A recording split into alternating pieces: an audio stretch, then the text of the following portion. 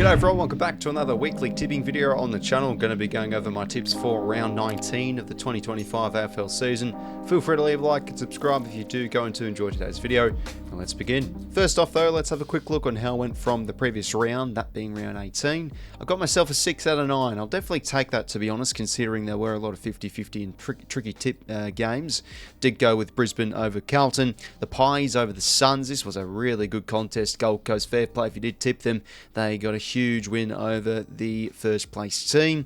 Went with Adelaide over the Dogs, felt really bullish on them and that paid off. They were really good on the attack. The Cats over the Giants, that's twice now this season the Giants have gotten the edge over the Cats.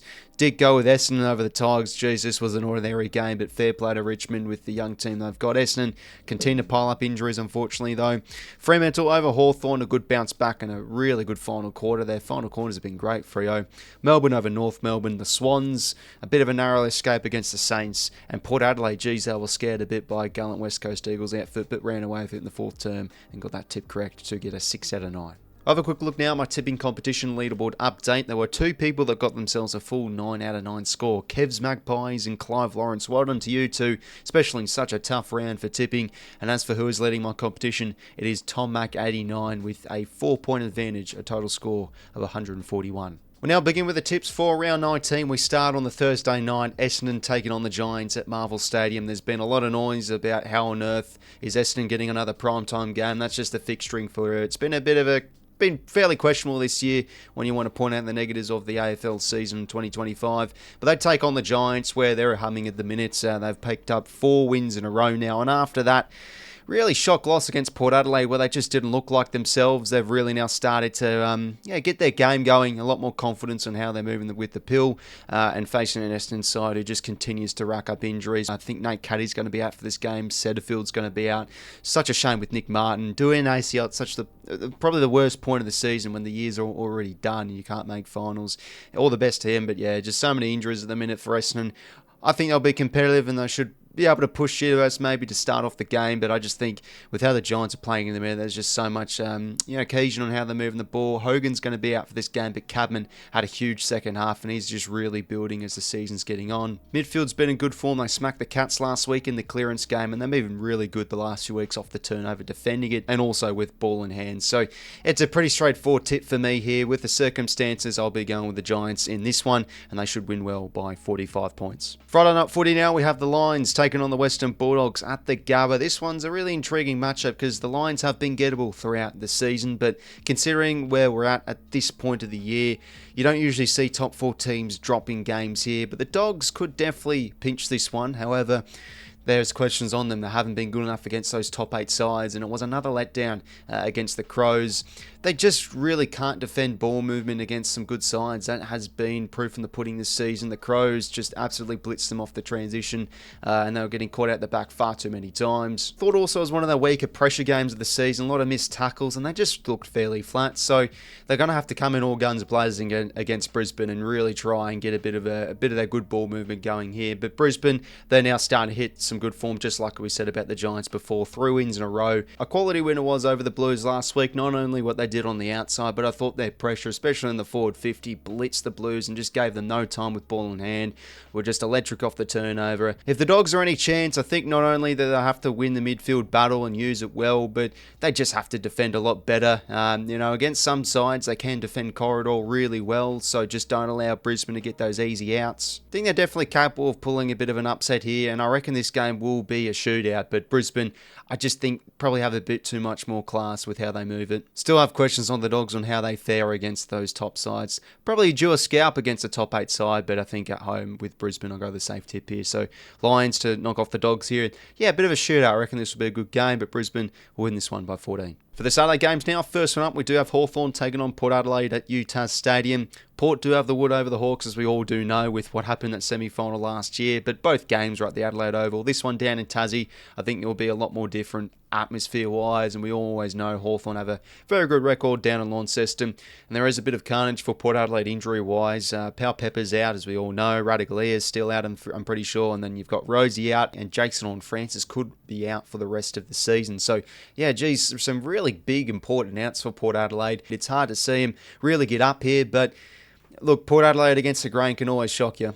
With very low expectations, I expect him to come in and definitely make this a contest. Hawthorn, a disappointing loss last week, but you give them a mulligan. Look, Fremantle, a bit of an emotional bounce back I was expecting, and it was a mighty final quarter. They just blitzed and surged their way past the Hawks, and they were just so good in that midfield battle, and that's where they did drop their heads, Hawthorn. It's one of those losses that will definitely give the playing group some fire in the bellies and wanting to use that fueling into next week and, keep themselves in the hunt with the top 4. So with Port Adelaide's out, and pretty much the year is done, and there's just so much inconsistency overall with Port. Their inside 50s can let them down at times, and there will be, I reckon, throughout this game, surges where they will get on top of the game, but I just think Hawthorn are a bit will have too much class, I reckon, with ball in hand and really punish Port Adelaide off their mistakes. So I'll go with Hawthorn in this one, and they should win this one well by 23 points. Next game up, we have the Swans taking on North Melbourne at the SCG. Sydney have a fairly good record now. The past 5 games, they have won 4, with their sole loss coming against the Western Bulldogs.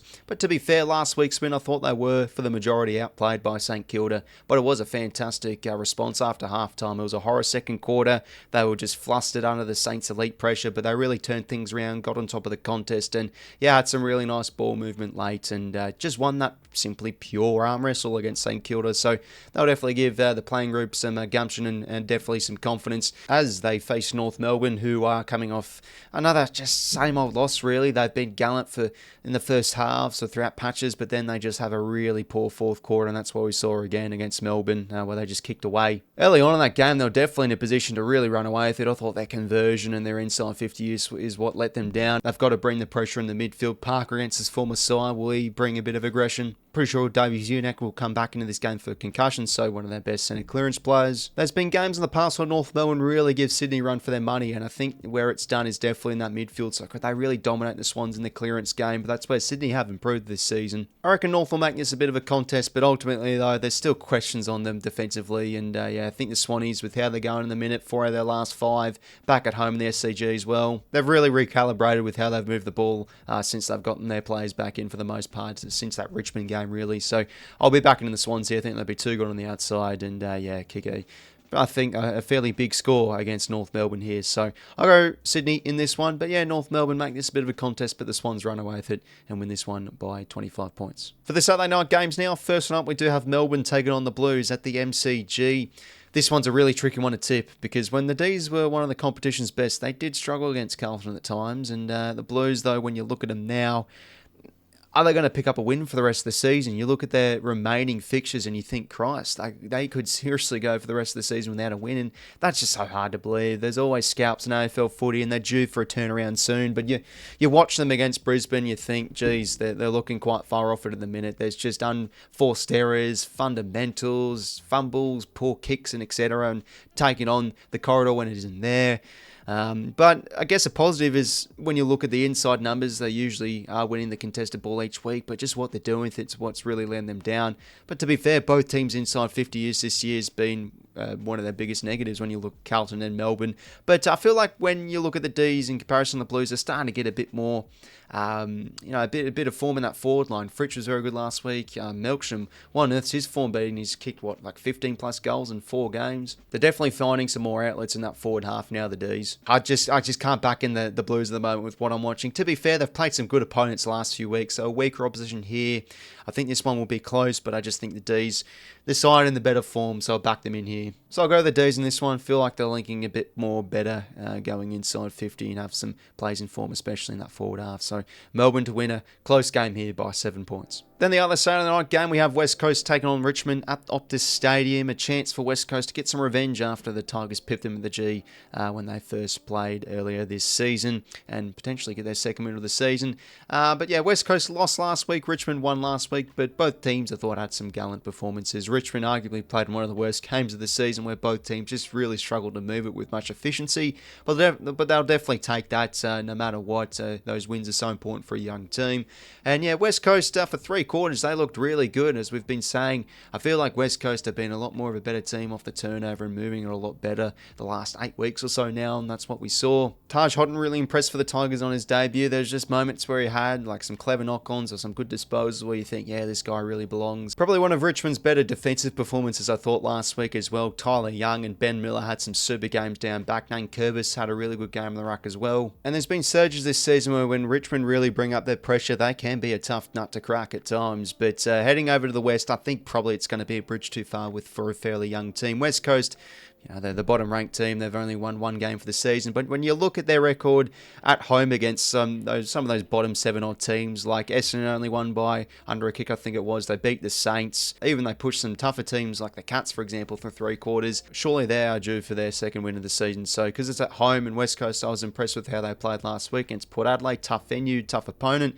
I'll go with the Eagles in this one. I think they'll be too good off the turnover and with how they move the pills. So going West Coast over Richmond in this game. And they'll win this one by 18 points. For the Sunday games now, first one up at 𝐓𝐿𝐼𝐴 Stadium, 1:10 p.m, we have the Cats taking on the Saints. Geez, 5 losses in a row. It doesn't reflect how they're going. They're in the bottom 4, but they've got a percentage of 86.2. That's not bad. They've had some very gallant defeats scattered all across the park. I thought they outplayed Sydney for the most part last week and probably should have won the game. So how they go here, the Cats, probably one of their worst performances of the season, though, when you talk about them from last week. When you think of the Cats, they're a side that move it well and do the little things right, but they just couldn't get anything going. They couldn't get any drive going from the half-back line.